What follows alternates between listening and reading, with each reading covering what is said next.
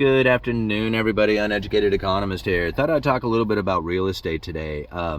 Talking about the new home builders and the real estate market.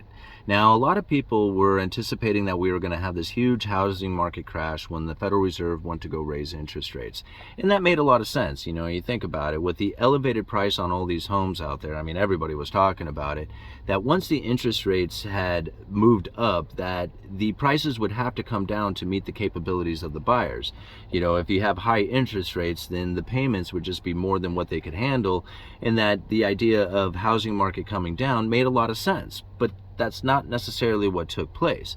The Federal Reserve went to go raise interest rates, and the mortgage rates shot up, but then leveled off. They kind of plateaued out.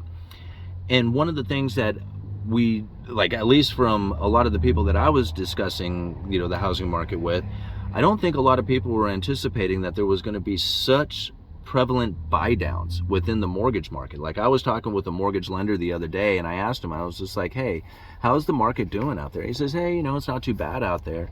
And I was just like, so mortgage buy downs, that's like the name of the game right now? And he says, yeah, there's a lot of them happening. And I said, comparatively to prior to, like, you know, the pandemic or anything, how many buy downs, like how many mortgage buy downs would ever be written? He's like, oh, hardly ever, especially with the interest rates down. He says that it was almost unheard of. Nobody bought, you know, had buy downs on their mortgages.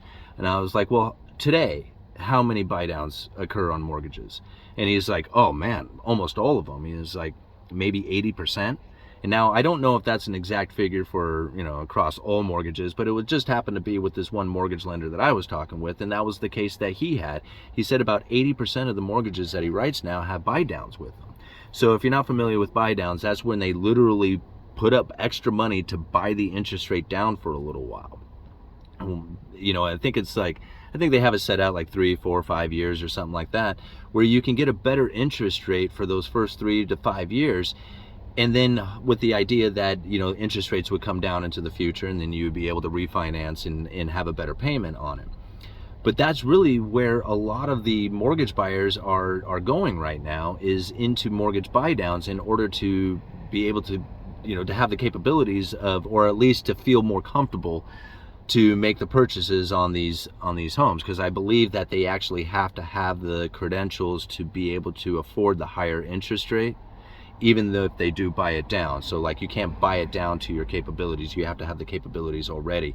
But still, you know, you think about it, if you have a lesser payment to make and you do that for a few years, you grow accustomed to that payment, and it's very difficult to move it up, even if it is just a few $100s. You know, most people can't even come up with an extra $400 in case of an emergency. I would imagine that, you know, if you increase your payments by a few $100s, then that's going to be quite burdensome, especially, you know, if you get used to it after a few years. But that's kind of the idea out there, is that a lot of these mortgages are going to buy downs, like, or are being made with buy downs attached to them. So that, again, like, you know, as people were anticipating the elevated interest rates were going to bring the housing market down, that's not exactly what has taken place with it. So the other idea is, it's like, okay, so if the inventory isn't going to come from necessarily people like selling their homes, because if you have a low interest rate, then why would you want to sell your home to have to take out a higher interest rate on another home, or even pay rent or something like that? So when you have a low interest rate on your mortgage, most likely that kind of locks people in there. So really, like, the flipping of homes or unloading a house to get another house, that isn't necessarily in the markets nowadays. People are kind of staying put. So that's keeping inventory from coming onto the market, right? Or at least keeping a rolling over of inventory onto the market. So again, now we have to think, well, where does this inventory going to come from, right? Well, maybe it'll come from foreclosures, right? People getting foreclosed on. And that makes a lot of sense, because during the great financial crisis, when the housing market started to churn, people went underwater, they couldn't afford their payments anymore, they just simply walked away from their homes. So like, all these inventory of homes and foreclosures started pouring onto the market. Well, if we were to think about it, foreclosure today, like if people all of a sudden got into a position, what would it look like for them to, like, actually want to, or not want, but allow their house to foreclose on, right? So you think about it, okay, so if you had a house and you couldn't make the payments on it anymore, right?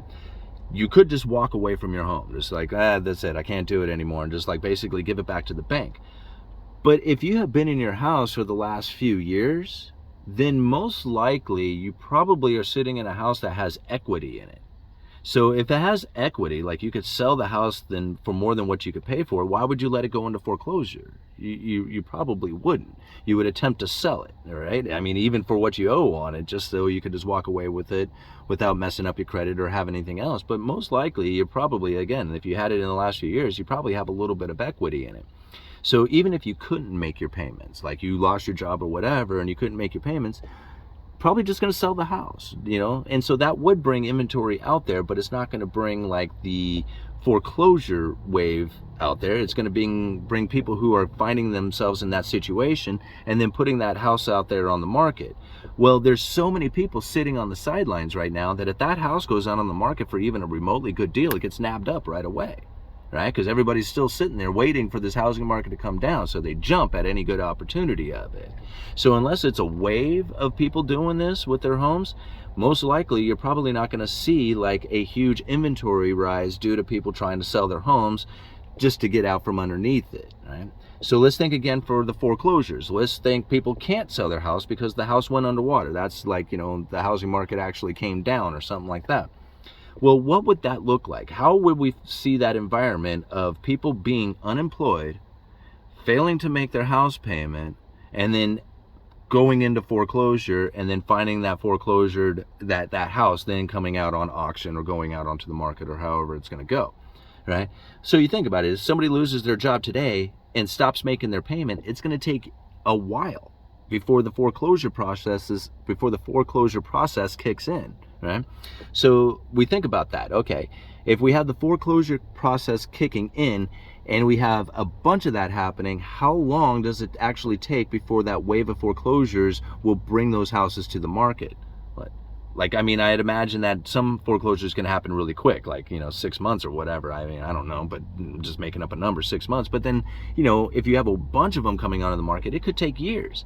So even from the time that you have unemployment rising and people losing their jobs and stop making their payments, you still got a couple of years after that before you see that wave of foreclosured homes coming to inventory. Does that kind of make sense? All right. So when I look at like what's going to bring inventory to the market, it's not going to necessarily come from the existing homes that are already out there, people losing them or moving or whatever. Those ones are pretty well locked in. Yes, there will be some of those houses coming out there, but not like this huge wave of them that's going to drop the housing market. Not that I can see. People are going to be locked in on those low interest rates. They're going to sell their home if they go into foreclosures, whatever. But like that dropping of housing prices due to the massive inventory, I don't see it coming from that angle. So that leaves us this one other place to really get inventory from, and that's the new home builders. And for the last couple of years, the new home builders have not been excited about bringing new inventory to the market. They've had labor shortages, material shortages. They've had issues with the pricing not, continuing to go up, but actually coming down. So if you're a home builder and you see prices coming down, most likely you're not going to be real excited about starting a home. I mean, you think about it. You start a home that you anticipate that you're going to sell for $400,000, but by the time you complete it, you can only sell for $350,000. There goes all your profits. So now home builders recognize this, and they're not going to necessarily start homes until they know for sure that they are going to be able to get the price for that home that they are anticipating. And we're starting to see that sentiment change, right? They have been negative for months and months and months, but just recently parts of the builder sentiment is turning positive. The only thing that really is negative right now is the buyer traffic, right? They don't necessarily have great excitement for buyer traffic coming in, but all the rest of the building conditions are really starting to show themselves as being a positive situation. That means the home builders are going to start ramping up production because home builders want to build. You think about it, if you have not been building for the last couple of years or have been very slow, then you are waiting, hoping to get your opportunity, because if you're not building, you're not making money. And you got to remember, that's where, like, if you could see the home builders getting excited, they're getting excited because they see that the profits are coming, and now they're going to start driving it in, right? They're going to start, purchasing the land, purchasing the material, purchasing the labor, purchasing the permits, purchasing everything that they need in order to get this thing rolling. And we're starting to see those things start to take place now. They wouldn't do that into a downturning housing market. Right? They may be dumb. Like, I mean, a lot of people are like, oh, what do they know? They're just like, just a bunch of dumb builders or something like that. They're not, right? They understand the market just about as well as anybody else out there. And they know that when they build homes, that they need to build them into a profitable situation. And for the last couple of years, they have not felt that. Now they do, right? So keep an eye on these home builder sentiment. If the buyer traffic turns positive, the housing market isn't crashing. It's over, right? I mean, that as far as the crash situation or whatever, that's coming to an end, that whole scenario, especially like I said, if the home builder sentiment, buyer traffic turns positive, I don't know, there is no downturn to the housing market.